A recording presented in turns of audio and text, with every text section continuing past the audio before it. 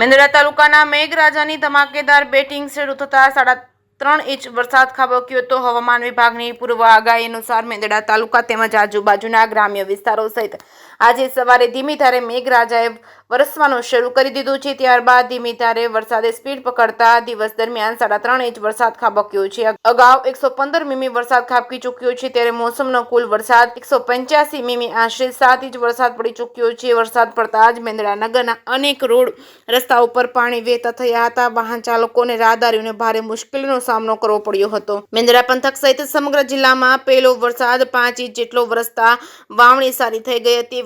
વરાપ નીકળતા ખેડૂતો બળદ અને તેમજ ટ્રેક્ટરને કુમકુમના ચાંદલા કરી હોશે હોશે વાવણી કરવા લાગ્યા હતા। મેંદરડાના ખેડૂત પુત્ર પરસોત્તમભાઈ ઢેબરિયાના જણાવ્યા અનુસાર મગફળીના પાકમાં મુંડા જેવી જીવાતથી વધુ નુકસાન અને મગફળીમાં મજૂરી ખર્ચ પણ વધુ થતો હોવાથી અનેક ખેડૂતો સોયાબીન અડદના વાવેતર તરફ વળ્યા છે। ત્યારે આ વર્ષે મગફળી કરતાં સોયાબીનનું વાવેતર વધુ જોવા મળશે। આ વખતે મગફળી અને સોયાબીનનું ઉત્પાદન અને ભાવ સારા મળી રહે તેવું ખેડૂતોની આશા સેવાઈ રહી છે। અગાઉ વાવણી લાયક વરસાદ થતાં ખેડૂતો દ્વારા જરૂરિયાત પ્રમાણેનો વરસાદ થતાં ધરતીપુત્રોમાં આનંદની લાગણી પ્રસરી છે। વરસાદ પડતા જ સાથે વાતાવરણમાં ઠંડક પ્રસરી છે। જે કેસરી ગુજરાતી સાથે કમલેશ મહેતા, મેંદરડા।